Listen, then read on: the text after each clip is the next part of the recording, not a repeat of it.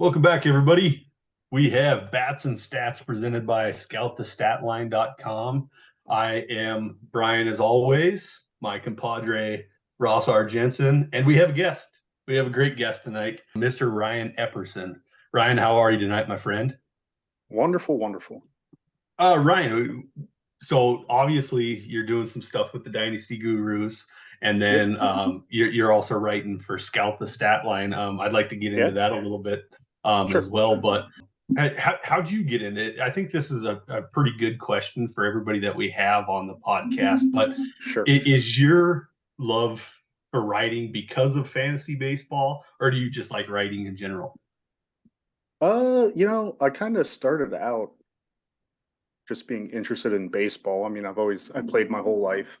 And I've always kind of a big reader and stuff, and I like writing sort of different things, but my main focus was always on sports. And then in December, I saw a tweet from Taylor saying, if anybody wants, come on, hop on board Dynasty Guru, send me an article. So I actually sent about an article about one of the guys we're going to talk about today, Andy Rodriguez, and he liked it and said, all right, well, start writing for us. And ever since, it's been doing pretty well. So that's a pretty good name to drop out there right now. Andy Rodriguez, he's climbing. It's a fun little family that we got going on between Dynasty Gurus and Scout Statline. I mean, we're like step siblings or something. I don't know what you'd really call us. Maybe second distance cousins, however you want to say it. But it's working out great. I think our content is bar none between the two of us. So everything's going really good. With that, your big piece with Scout the Statline is Sunday surgical notes. Yeah. So are you a surgeon, or are you a practicing surgeon? No. I'm nothing that fancy. So what I do is I'm a surgical assistant. So I assist the surgeon in the operations. Sure. So I went to school I started off as a surgical tech, and that's you pass instruments and stuff and get the sterile field and all that stuff ready.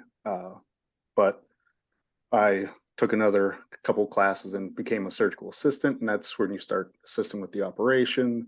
You're basically the surgeon's mirror. If they're doing something on one side, you're doing something on the other. So you have to know pretty much the whole operation. You're thinking ahead just like the surgeon and everything. So it's pretty interesting. You're a hell of a lot smarter than I am. That's awesome. That's pretty cool, man. So the surgical notes, did it just come from being the surgeon assistant? Where'd this guy come from? Because I like it. I think it's a great article. I wanted to get my foot in the door at Scout the Statline because I thought it was a really cool idea. And the more I've been doing the article series, the more I've actually liked it, because what I like to do is I'll go through, one week I do prospects, the other week I do MLB hitters. I think this week I'm doing MLB hitters again. Yeah. So I'll set the parameters for 250 top hitters or whatever. And then I'll categorize that by biggest ranking changes. And then I'll go down the list and pick out guys that I think are interesting. And then I'll look at it deeper. And I think that's where Scout the Statline is awesome, because I've been able to pick out guys that have broken out or suggested to pick up before anybody else has. Like 2 or 3 weeks before anybody else was on Nick Prado, I was out there saying, hey, go pick up Nick Prado. He's climbing our ranks steadily. And it's awesome. Like, I never thought that'd be something. So, I mean, that's a credit to Ross, to you, everybody else that got on the ground floor and Scout the Statline. Yeah. Let's not kid ourselves. I'm just a face. This is Ross. And you're a pretty face, though. Well, thank you.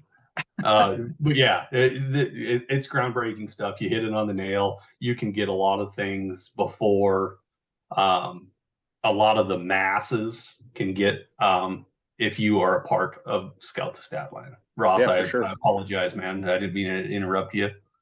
No, not at all. I mean, it's all about actionable intelligence, right? Right. And And I think Ryan's really highlighted that well, and he's fit a need that we had. In fact, the reason that we started this article series is I got user feedback. One of our customers was like, "Hey, something that I'm lacking is an interpretation of the data when it gets updated. Like, what are the things that I need to know?" And so we have some people that are really intelligent, like Ryan, that can actually step in there and write, a piece that says these are the changes that are important and something worthwhile watching. And that's one area where I think we're trying to get stronger at Scout the Statline, is in the expert analysis side of it. We've got the intelligence, we've got the data, it's there, and people can use it, and that's the intention behind this whole thing. But there are a lot of people out there, and I've learned this more over time, that they want somebody to help them with that piece of the analysis of finding the guys. And so that's where I think this piece really fits a strong need. And I do want to say a couple things, if you guys don't mind, just about Ryan. Ryan, you started writing at the beginning of this year. Was it the beginning of this year? So it's been only about 6 months, and I kind of feel like Ryan has been with the Dynasty Guru for like years. That was the feeling I had, because he's already done so much writing for them, and he's stepped up and taken some important functions over at that organization. And likewise, I'm open, I'm open to anyone that wants to be a part of this whole operation. And he just reached out and was like, "Hey, can I write over there?" And I was like, "Dude, that would be great." I'll take whatever I can get, So I was just thrilled by that, especially knowing Ryan and knowing he's really good at what he does. And we've had some good banter about players that we just see differently about, and that's what this is all about. It's not just about like the Ross show, like it's got to be my guys in my way. Like that's not the case at all. I have opinions, and I'm always expressing them. But I'm strong opinions. Strong opinions. But I'm open to listening to other people's thoughts about things like this. And as I've said in the past, Scout the Statline stands on its own. And Ryan's using it in totally different ways and interpreting the data in ways that are suitable for him too. So yeah, I'm just thrilled by it, and we're happy to have you, Ryan, helping us out. Thanks. Awesome. I did it mostly for the free subscription. Yeah. That's why I'm here too. That's great. So you mentioned that you've always been playing baseball. What position did you play? I was actually a catcher for probably most of my life. I ended up tearing my labrum and rotator cuff junior year, and so I kind of put a kibosh on everything. Yeah, I could never hit a lick, but I had a D3 school looking at me a little bit. Anyways, I'm thirsty, so I want to go first. Okay. We're gonna do it's the beer of the pod, the best part of the podcast, beer of the pod, but it really should be the drink of the pod, because a lot of us don't just drink beer. And we're going to see some wines, we're going to see some whiskeys, we're going to see some vodka. You're going to see all kinds of good stuff when we start rolling this out. But I have a new one tonight. My wife actually picked it up for me, and I said, just pick up whatever you got. That's at Albertsons. And this one is from Highlander Beer, and it's called Strange Haze IPA. This one's from Missoula, Montana.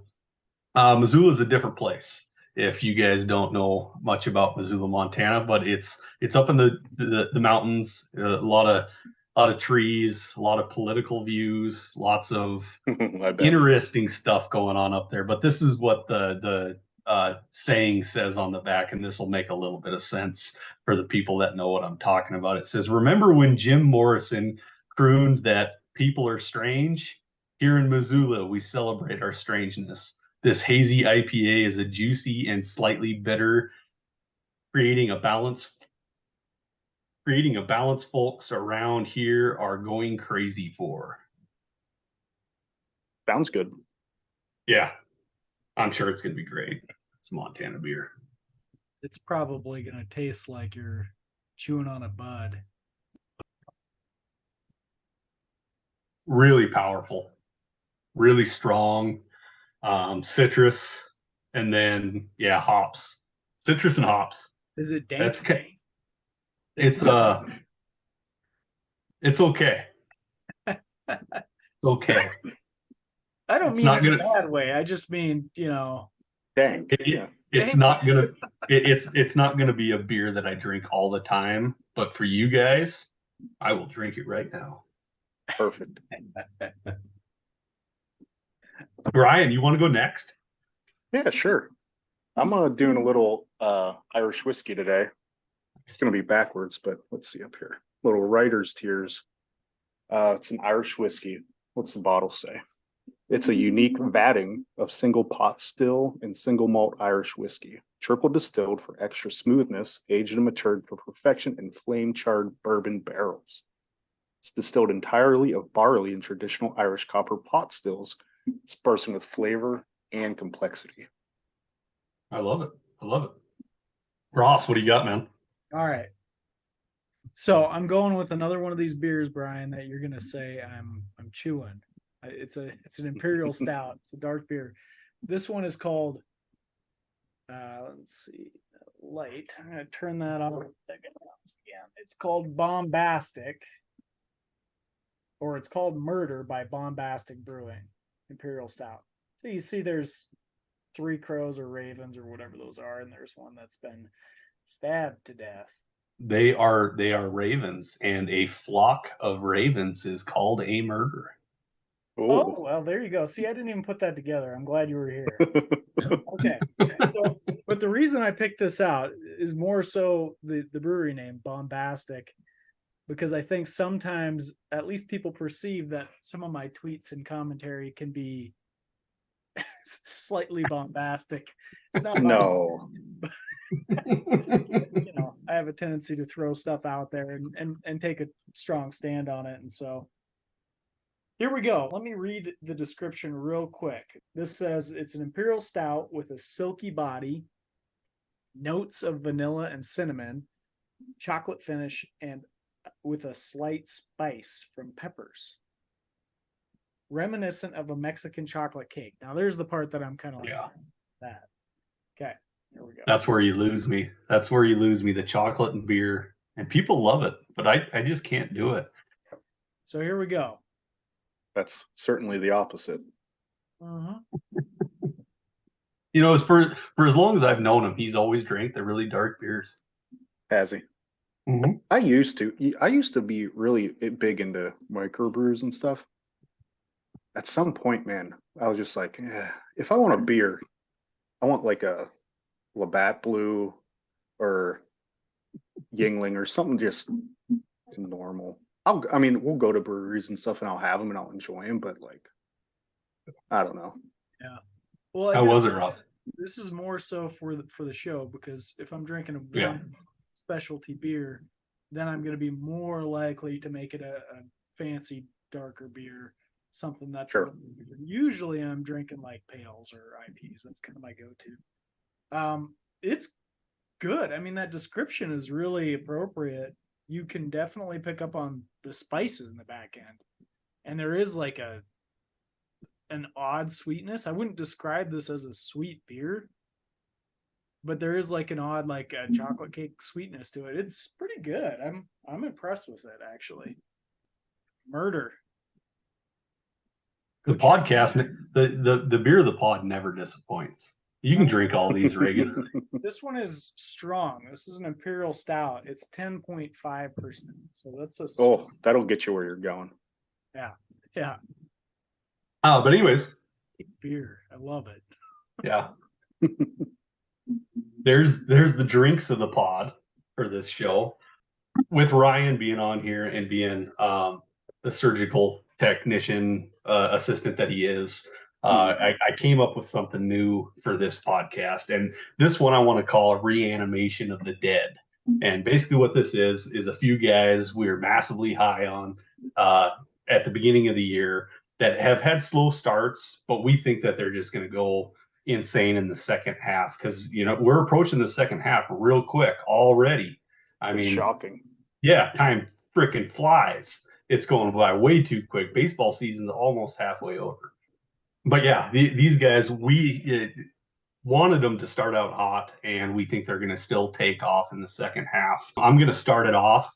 I got two guys on here, and they're both prospects. Number one is Robert Hassel. And Robert Hassel, I had probably the highest expectations of to begin the year. When he got traded from San Diego to Washington, I thought this was going to be a rocket ship to the major leagues. And I thought they wanted to do it that way. Him and James Wood both. I thought they traded Soto to the Padres, got Hassel and Wood back, and a pitcher. I can't remember the pitcher's name. But I thought they just wanted to streamline these guys straight to the pros. It's not working out amazing, but I still have high hopes for it. So let me run down through Hassel's numbers to start this year. He's got 207 at bats. He's batting 217. His on-base percentage is 333, slugging 300. He's only hit 2 home runs. He's striking out almost twice as much as he's walking. So 65 strikeouts, 37 walks. It doesn't look pretty. He's only got 7 doubles. The slugging percentage is 33 points lower than his on-base percentage.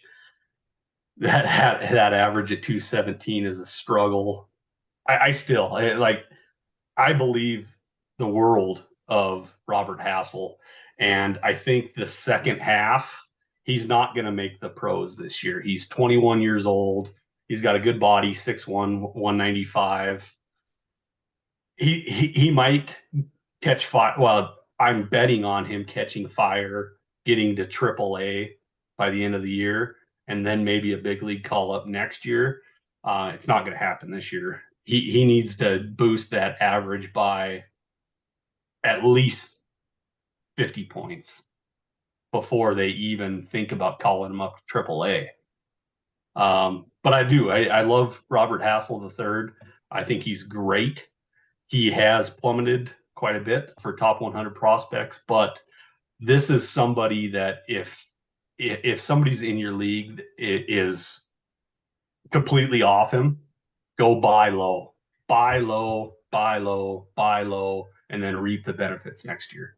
Okay, with Robert Hassel, can you guys give me a thumbs up or thumbs down whether you think he can turn it on and if you're still a believer? Ooh, that's 2 thumbs down for the listeners. so now, love it. Now, is this because of what he's doing, or were you guys off him at the beginning of the year? So I had drafted him in my longtime dynasty league, and I'm still holding him. I've tried to throw him in any trade I can, and nobody wants him. Yeah. And he came up when he was first drafted. He was an advanced field high school player with a good bat control and good hitting ability. Yeah. And they thought, he might grow into his power. Power never really came. He stopped stealing. Now he stopped hitting. And so he was promoted to AA again this year. Yeah. And I mean, 30% K rate, 11% walk, but only 5 stolen bases on the year, 1 home run in AA, 1 home run in single A, and he's not hitting the ball at all. So I don't know. He's still young for the age or for the level, right? So there's always that maybe he'll catch back up. And he did have that hamate injury last year, which saps power, as everybody knows. But at some point, the prospect shine is off. But he could be a decent buy low. I mean, as like a second or third prospect where you're like, I have room to hold him for a year to see what happens. Geez, Bob Ross, why don't you put some yellow in your paint today instead of all these dark clouds? Well, I've got some more clouds to paint for you. Oh boy. I've had a similar experience to Ryan. I've owned this guy in leagues and just nobody, no take. You can't give them away. No interest. And it's like, this is a fairly, coming into the year, this is a fairly well-regarded prospect still, and just nothing. It's a troubling trend he's on. And now he's repeating AA. He started the season in single A. Granted, he was recovering from injury and all that stuff. And so I'm giving him a pass on that. But now at AA, his numbers are worse than they were last year, and they were not good last year. Well, they're roughly equivalent, which is maybe even worse, because it shows that this is just the level he's at. I mean, that's 300 plate appearances now. And he's striking out at 30% through 300 plate appearances, AA. It's not good. Yeah, I think I'm trying to stay away at this point. Oh, by the way, the pitcher you were thinking of, I think, is Jarlin Susana. Yeah. That was included in that deal? Padres? Yes. Yeah. Gosh, yeah. But once again, guys, I'm still on board, but I'm on the plank. I'm about ready to do a high dive. The only reason that I brought him up is I'm still there. Like I have faith still, and I'm one of those guys that will hold. Ross is not one of these guys. Just knowing him personally, he will not hold. He will sell. He will trade bait. It's fine. He won't even blink twice about it. I'm a guy that I'll wrap my hands around somebody, and it's going to take quite a bit for you to peel them out of me. Hassel's one of them. I'm still a believer, but I'm on the plank. I'm about ready to do a high dive. Ryan, sounds like you've already jumped off the boat. I'm still holding them. I can't give them away at this point. So, well, I think, to just deviate from this topic just slightly, we had a good conversation with Taylor Case about that, getting attached. Yeah. And my philosophy is avoid attachments when it comes to prospects, because that's the thing that kills you, is being too attached to guys. You have to evolve as they evolve, as they show their colors. Now, the flip side of this, Brian, is I do think his numbers improve in the second half. And I think that mostly because they can't get They have to. Worse. So I don't know if I think it's going to be good, but I don't think it's going to be as bad as it has been. Sure. So it's fair. There's the flip side. My second guy that we're going to dive into is going to be Mr. Jace Young. Jace Young is 6'5", 205 pounds, and he's with the Detroit Tigers. He was drafted in the first round, pick number 12 overall. He's 22 now. He is in high A. His stats don't look bad, but I thought he was gonna really light the world up, especially in the high A manner. And I expected him to already be in AA. It hasn't come to fruition yet. This profile is not near as scary as Hassel's is. So what we got, a 22-year-old, he's in high A, and that's a little bit old for the grouping, but he is batting .250 in 216 at bats. His on base percentage is .358, slugging .458, got 11 home runs and a stolen base, 65 strikeouts and 33 walks. I like it. It's fine. But that's all it is. It's fine. And I thought it was going to be just, once again, a rocket ship to the moon. It hasn't happened yet, but I fully expect his second half to be insane.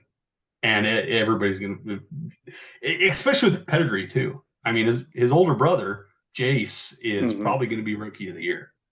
And who called that? This guy. There's a reason why maybe we should listen to you. That's for sure. Maybe not on the Hassel one. You guys can probably skip that first part of the segment, but it's okay. Do you guys got anything on Jace Young? Oh, should we give our thumbs? Yeah. All right. There we go. 2 thumbs up for the listeners. I had to pick up steam. That's all I needed. I needed that warm up. I had to get it out of the way. It's like giving a home run. It's like giving up a home run on your first pitch, man. I just had to get it out of the way. Just had to settle in. So I'm with you on this one, and I think he's already showing signs of it. He's coming alive this month. His slugging percentage in June is .587, so he seems to be turning a corner, and I'm hopeful that it continues. You're right, the pedigree is there. I'm shocked that this guy has failed to deliver so far. Actually, I thought he was going to be a real good ball player, so surprised by it. But I'm hopeful. There's light at the end of the tunnel, I think. Yeah, I think so too. I mean, he's an extreme pull hitter. So I think he'll always have little trouble on the outside half of the plate, blowing away and all that. But I believe in him. I'm actually encouraged. He should be promoted soon. And once he's promoted, I actually am in Erie, which is the Tigers AA affiliate. So I'll get to see a lot of him. I've got to see a lot of Colt Keith lately. So we could talk an entire segment about Colt Keith. That's one of our guys, man. We love that guy. Yeah, I think I have in my third base rankings, I think I have him at number 8 overall. Yeah. Oh, nice. I like that. See, I put him at 10, and as is usually the case, people are like, how can you put this guy at 10? You're a lightning rod. Yeah, he is. Man, my number 10 guy, I didn't think number 10 was that aggressive of a ranking for any players, but my number 10 guy in shortstop, I sure got some grief for that. Oh, man. Let's not relive that one, but yeah, and let's not get too far off segment here, but yes, Ryan, we are Colt Keith fans. We stayed up a little bit last night and, just talked, just spitballing and stuff like that. And Colt Keith was a major talking point that we talked about last night. Especially me as a Tigers fan, I love him. Like, he's the next coming in my world. Oh yeah, I think so. I love it. That's great stuff. Great stuff. So Jace Young, I would say everybody's going to say, go get him. Go get him. Oh yeah, if you can. It's time to buy low if you can. Okay. Everybody at the right price, of course, but hey, I'm batting 500. That's all I can ask for. Let's jump into Ross's choices. And Ross's choices, his first one here is going to be a 19-year-old with a single A affiliate, Tampa Bay Rays. He is a first baseman. He's 6'3", 240 pounds. He's only 19 years old, and he goes by the name of Xavier Isaac. So, is it just Xavier?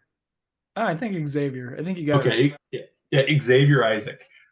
So his stat line sitting for this year, he's got 158 at bats. He's batting 266, on base percentage of 398, on OPS of 847, 6 home runs, 1 stolen base. He's got 26 RBIs. Ross, go ahead and jump into him. Sorry, I might have been cheating a little bit on this one because he's already starting to look pretty good. But at the beginning of the season, it was looking rough, and I had this in my mind, like, this guy's going to start hitting. And it started happening really last month. But if you look at his splits by month, he was only batting like 6 or 150 that first month through the season. But he was showing really good plate discipline. He had as many walks as strikeouts for a young guy at single A. That's notable to me. And then he's just taken off since then. And aggregate the next 2 months, including this month and a half, I guess, he's been slugging close to 600, hitting over 300 or around 300 with an on-base percentage well over 400. I think he's another great Rays prospect. And I've heard from the scouting angle that this guy's got just a super slick stroke that people love to watch. So that's like the handshake, right? Stats plus scouting. There you go. Those are the guys you want. So cheated a little bit because he's already starting to look good. But I want to shine a spotlight on this guy, especially because I think he is going to be really good. He's already showing his colors right now. So pick him up before it's too late. That's my thoughts. Ryan, has there ever been something that you read about a player that like it's just an instant lightning bolt? Like I don't know, like a sweet swing or anything like that, just instant lightning bolt. I got to check this guy out. Any kind of verbiage that you read. Not really, to be honest with you. The reason that I bring that up is me and Ross and a lot of the guys in our hometown league, there's one sentence that we all, if once we read it, like everybody is just wasps on a dead pig. It's quick wrists. When we see quick wrists, it's just like, man, we got to go get this guy. Who is this guy? You do love quick wrists. Yeah. I'm exempted from that. I only look at the numbers. I'm like a robot, so I know. Do you got anything on Xavier Isaac, Ryan? Oh, you guys got to give me your thumbs first. It's a thumbs up, obviously. He's, like you said, he's already dug himself out of that hole. Power's still good. I mean, he's graded at what, a 60 power on Fangraphs, potential power. So, I mean, I'm all in. He's walking as much as he's striking out too. So there's nothing not to like about him. Like you said, this probably might be his lowest you might be able to get him at. Yep. I think that was kind of a layup, Ross. It's a layup. No, I know. Maybe you shoot a three every now and again, bud. I'm trying to bat 1,000. That's what I'm going for. That is a big body, though. That's a 19-year-old that is 6'3", 240 pounds. That's a big dude. So the only thing is that he's already maxed out probably in power, right? Could be. Yep. Yeah, well, I mean, he's still got to get his eye and bat on the ball, so he's got a long way to improve that, so that can develop power as well. Well, I mean, so these big guys that are fully matured, presuming he is not going to continue to grow, a lot of times you see them hit with higher power numbers in the lower minors, and it doesn't quite carry through as well to the pros. That doesn't always happen, of course, but there's that potential risk. But I mean, there's very little problems I see with his offensive profile. So yeah, I'm all in. I love it, man. You got two viewers just giving you a thumbs up on the other side. Way to cherry pick, Ross. Way to cherry pick. Well, that's all right. This next one might be a little more controversial, though. I don't think this one's controversy either, and I actually think that this is another technical foul layup. We're gonna go ahead with the next one. Kyber Ruiz. He's 6'1" 227 pounds. He is 24 years old. He's going to be 25 he'll be 25 next month. This year is all I'm going to do. I'm not going to go into his career. I'm sure Ross will, but this year, 221 at bats. He's got 8 home runs. His average is 235, on base 298, and he's slugging 385. Go ahead, buddy. Paint that picture. Well, I mean, the OPS is pitiful, and it has been since he's been a professional. 687 career. It's at 682 right now, so it's even lower than his career numbers. Little bit higher than last year. But that's not really fantasy relevant. He's a catcher, so maybe you can plug him in there and be okay with it, especially given his age, for dynasty purposes. But it hasn't been great, so I'm really doing this on the strength of this is a high volume contact guy. He always has been his entire career, and I'm okay with that profile, but he did have power in AAA before he came to the major leagues. And so to me, there's a glimmer of hope that there's going to be some power that comes around. Where did he come from? Where did he come from? Yeah, He was the before international Nationals. signing. Before the Nationals, though. Dodgers? Was he a Dodgers? I think he was a Dodger. Yeah, he came from the Dodgers. Sorry. Yeah. He was in the Scherzer deal. Okay. What was your question again, Ryan? Sorry.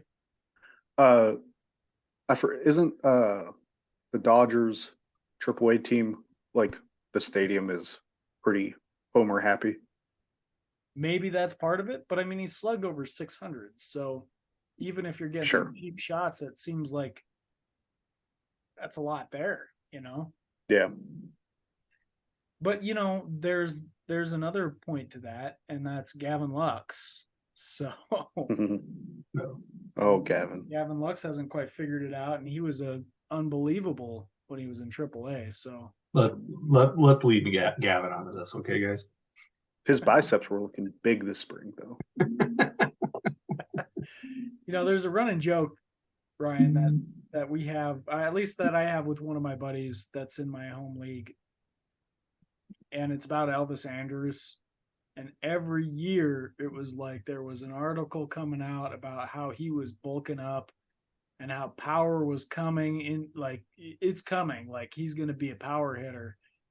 And it just became this running joke because we would send each other these articles every preseason. Nothing ever happened. Nothing changed. It's the same guy. He'd hit like 8 home runs. Anyway, so I don't know. I'm hopeful if we get a little bit of power, there's a different player here. If we don't, we're probably, I still think we're looking at a higher average guy ultimately, but I don't know if we're looking at a top 5 catcher or anything like that. He's got to develop something to get there. What do you think, Ryan? Are you? It sounds like Brian's a thumbs up. What do you think, Ryan? I was looking. I didn't have a chance to look at him before all that much, but so his BABIP is maybe 40 points below normal. I'm trying to see. That's that's helpful. I like that. Oh, he's well, he's chasing a lot more. So let's see. O swing. Yeah. The crazy the crazy, but he's making contact apparently. Yeah, the crazy not good thing contact though. Not good contact. Yeah. He's not striking out or walking. No.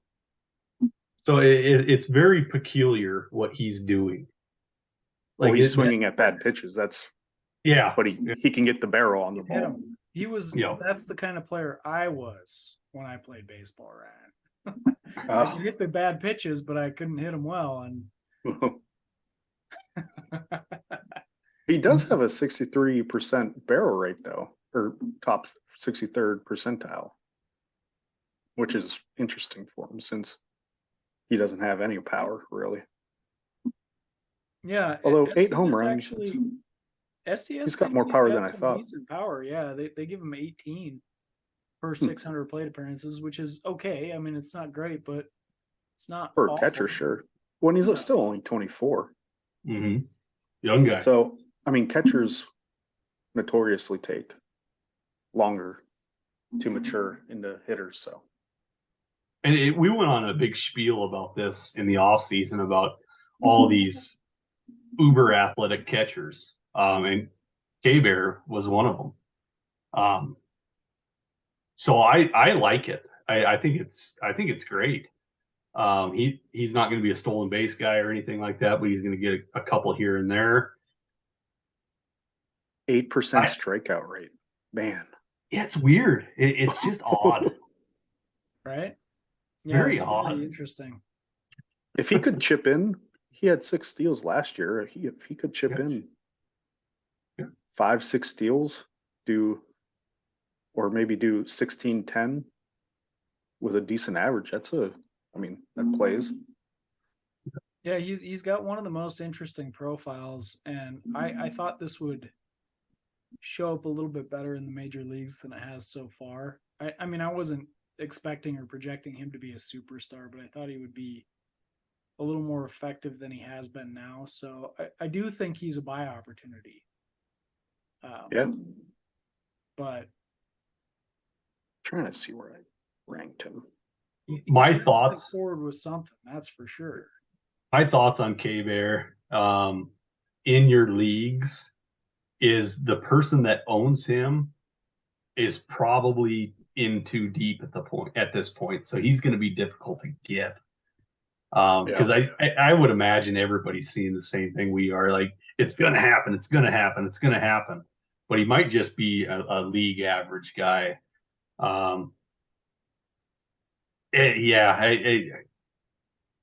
presuming that he's been drafted by the team that owns him, and they've loved his AAA stats. They've loved everything in the minors, and now he's just not. He's just doing weird things, I guess, and they're in too deep. They're not letting him go for at least a couple more years. Always depends. That's what I see. Worth asking, worth finding out if he's, again, everybody at the right price. If you got somebody that's burned out on him and you're hard up at catcher, maybe it's an option for you. I hear you. Yeah. Well, you got 2 thumbs up, or you got 4 thumbs up during your little segment there, bud, with layups. Batting 1,000. Cherry picked in the 2 easiest guys. That's what you do.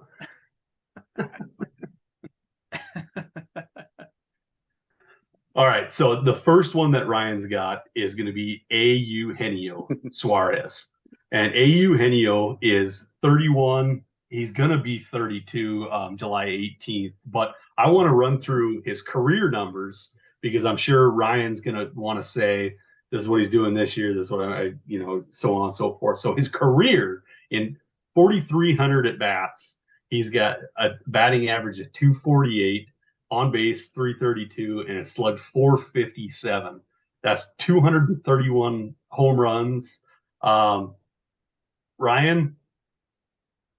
give us the bleakness that Eugenio is at right now and why you see him skyrocketing back to prominence at the second base position.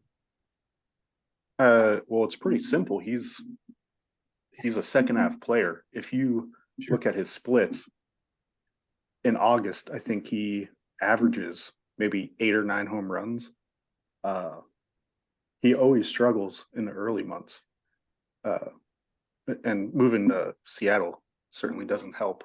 I mean, but he did it last year too when he was there. So, I mean, it's really a slam dunk for me. Really, I went out and got him as a throw-in earlier in the year. Because he's hitting right now 215, 310, 331, 7 home runs.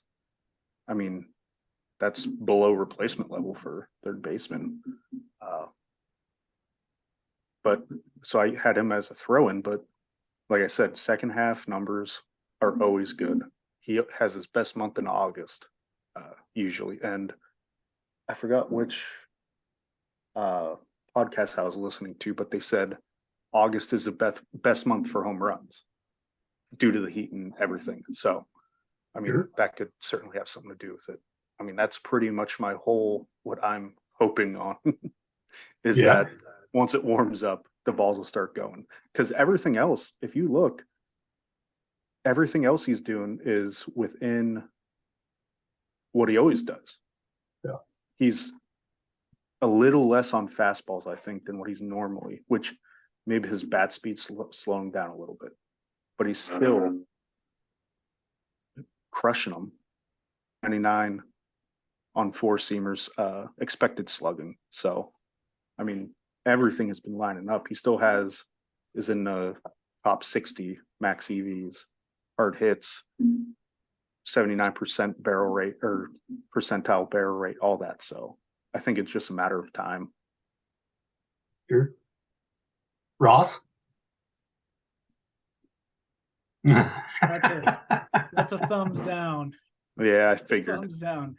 It's the opposite of what Ross likes. What's your thumbs rating, Brian? I'll give my explanation here.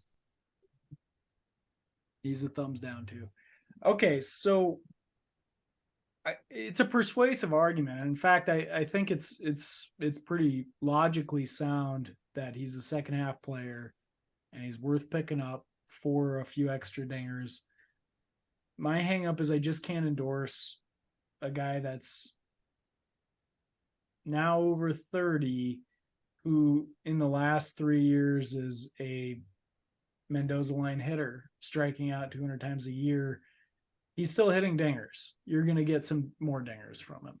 So I'm okay with that. I can't endorse it as like a go buy this guy sort of situation. That's the only reason for my thumbs down. I think your argument makes total sense, and you're probably it's context right dependent.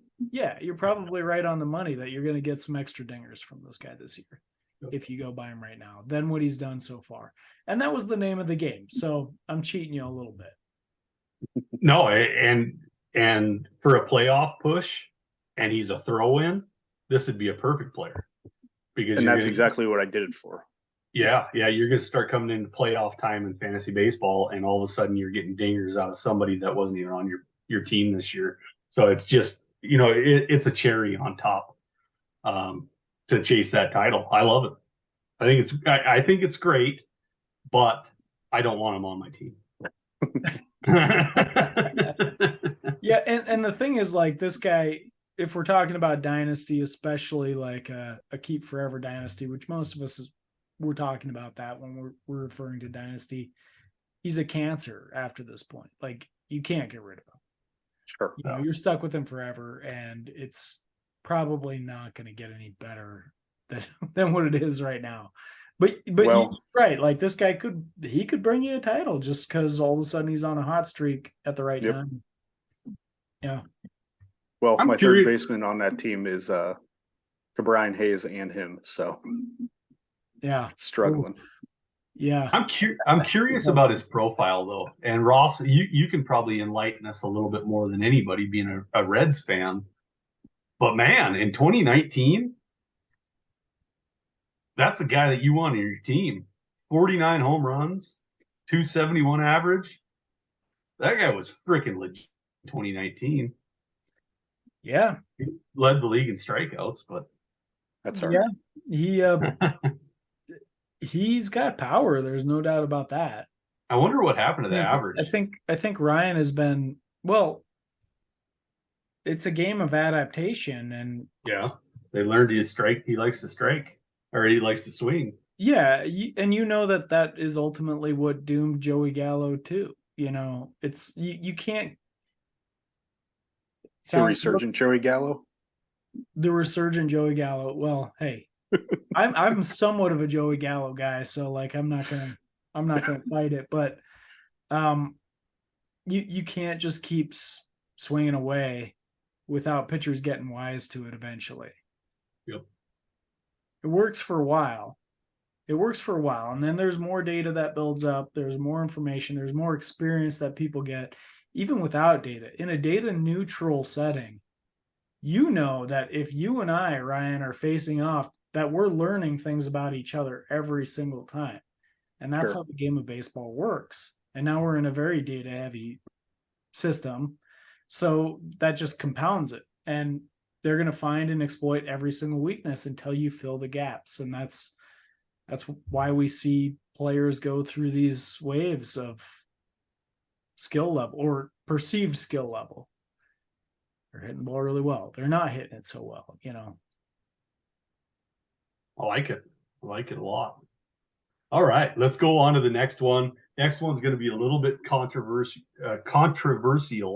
And I say that because at the very beginning of the offseason, the very beginning of the year, I came out and I said something. And I said, there is no chance that Endy Rodriguez makes it to the pros before Henry Davis. And I put multiple things behind this saying the Pittsburgh Pirates want Henry Davis in the pros because he was the face of the franchise, because he was the number 1 overall pick. And his stats were semi there. But Ryan has brought up Andy Rodriguez, and I just wanted to do that quick little plug there for myself because I did say Henry Davis would be up before Andy Rodriguez. That is not a shot at Andy Rodriguez. I think Andy Rodriguez is amazing, and Ryan is going to break it down. Well, Ryan is going to talk about it after I break it down. 5'9", 170 foot-pound catcher, left fielder, first baseman, outfielder kind of guy. They're going to find a spot for him very soon. Pittsburgh Pirates fans, be really excited because I think Andy Rodriguez is going to be awesome. Matter of fact, I'm just going to give you the floor, Ryan, because I think Andy Rodriguez is awesome. Yeah, and no, matter of fact, before you even do it, I'm going to give you a thumbs up.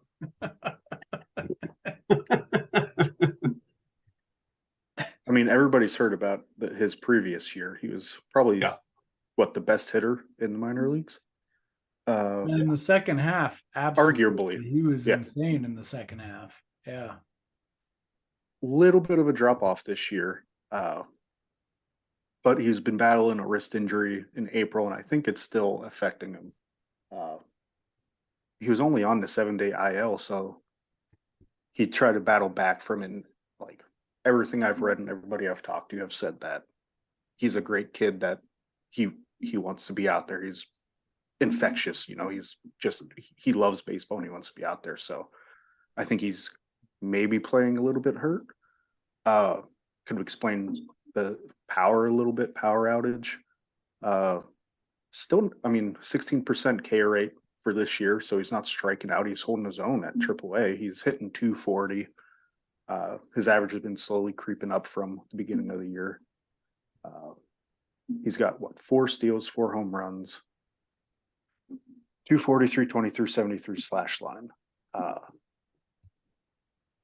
I think it's just, and what Brian was saying was where he said that he thought that Davis would be up first is, and I agreed with him. I put something out there. Somebody asked me if they thought who would be up first, Davis or Rodriguez, and I said Davis. And my reasoning was that I think they're going to have Rodriguez be the full-time catcher for him. And I think they've already kind of decided with Davis to kind of have him be right field and then maybe eventually work him into first base if they trade Santana or whatever. And I think it shows that they are on that track because they're keeping Rodriguez in AAA working at catcher, where Davis has been he was up for the Cubs series. So just 3 games, I think. It's been a handful. 3 games. But he played right field the first game and then he's DH the second. And they're keeping Hedges and Delay up as well. So he's probably not going to get a chance to catch. So I don't know if they're going to just kick the can and say, we'll let you DH and get your feet under you batting wise and then slowly working catching. But he was a guy at Louisville who never called his own pitches. He's never worked the staff. And he's only had a half season really of actual catching in the professional baseball last year. So I think he might end up being a right fielder, but this is about Endy, so we'll get off Davis. But the two are inextricably related to each other. Yeah. They go hand in hand. About one without the other. Yeah, for sure. Right. So I think they're going to keep Endy at catcher, and if they do, you might have a top 6 or 7 catcher when he comes up. Maybe not immediately, but once he gets his feet under him, I think once he gets over this injury, he will start doing what he did last year. Yeah, his last year stats are unfreaking believable. You can't even replicate this, especially at the catcher position. Right. 323 average, 407 OBP, slugged 590, hit 25 home runs. And also tell the whole story because playing 3 different positions. Yeah, And it was better as he was going up levels, and it was insane in the second half. Like video game numbers, like guy was locked in, and we're seeing a different story this year so far. I do wonder if it's more because he never played more than 100 games at a level in 2022. I wonder if he was, I mean, I don't have access to the data, and I don't think anybody does, but he might have just been sitting first pitch fastball or something. And he was promoted so quickly that nobody else the scouting hadn't caught up to him. Yeah. I mean, that could be something, but I mean, you don't hit 16 home runs, 8 home runs, and then 1 home run in Double A or Triple A to close out the year. But like, he's a good hitter, so I don't think it's a fluke, but he might just need time to readjust back. Well, and I think he's got a track record that he's a good hitter too. It's not just a flash in the pan. It just something to me, and then looking at the numbers, it looks like something clicked. You know, that's the story that I see here. Sure. Different story this year. And I think you're right that it's probably injury driven. I also think you're right that they put and Brian, I'm gonna knock you back down a notch. Can't do it for your shameless plug, because you said he was going to be the catcher, and Andy Rodriguez looks like he's going to be the catcher to me. That's why they're playing Henry Davis in the outfield. I still think that they're gonna promote. So our cohort at Scout the Statline, Big Bob's Cards, I gotta plug this, sent out a tweet asking the question, and this is an important question. Pirates have the second worst catcher WAR in the entire MLB. Second worst. It's awful. Their starting catcher is batting 175. They drafted a catcher with the number 1 overall pick. He is making his MLB debut tonight, playing right field instead of catcher. I mean, he just asked that simple question. The thing went kind of viral, and he got a lot of views on it, 3 million views. A lot of likes, like a lot of dislikes. Got a lot of comments on it. But it's a very simple question, and I think the answer to that question is within this conversation right here. They're putting Andy at catcher. They just weren't quite ready to promote him, and the Pirates aren't motivated to try to win the game right now. No. They're motivated to build the team that they think can win the game. So they're taking their time with it. Andy's been dealing with some health issues, but they think he's the catcher. That's what I'm seeing out of this. That's the narrative that's been woven as far as my interpretation of the events and the data and all of that I'm seeing is that they think Andy is their guy there. They're going to put him there. Yeah, I agree. But he's got to get healthy, and he's got to start hitting again, because, I'm with you 100%. This is a resounding thumbs up from me too, by the way. A resounding thumbs up. There is just no way that what he did last year, in my mind, is a total mirage. I'm in agreement. He's a great buy low opportunity in my opinion. Oh yeah. Yep. Buy low? Yeah. Buy low right now. Buy right now. I'll try to go out and get him. Yeah. I would go out and get him too, but it is not going to be cheap. I don't know. I mean, if somebody looks at those numbers, 240 through 20 through 73, that's. I mean, on the surface, it looks like he just got usurped by Henry Davis. Mm-hmm. Yeah. I mean, if you're just watching the events that are going on, it's like Andy Rodriguez is batting 240 with a 693 OPS, and Henry Davis just got promoted to the major leagues. This was going to be my catcher of the future, and now it doesn't even look like he's going to play. I guess you should use deception to try to get him. Like, hey, that's not my game. But you absolutely should. Narrative matters. Narrative does matter, but you take it, you utilize that, right? And sure. Andy Rodriguez right now, and you don't even have to say a word because they've got their own interpretation of it. You just reach out and ask. You ask the question, and maybe you find out he's available, or maybe you find out he's just as expensive as he was before. And if that's the case, then you leave him alone. But if he's a buy opportunity, you take advantage of it. That's the advice we're imparting, right? My favorite strategy when I want to get a prospect from somebody and I don't want them to think that I'm going after the prospect is I'll try to trade for like a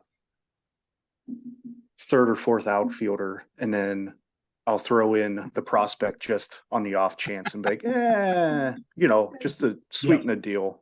He's okay, and I guess 80% of the time it works. I'm telling you. Yeah, no, I'm with you on that. Now, my main strategy is like, this guy sucks. Trade him.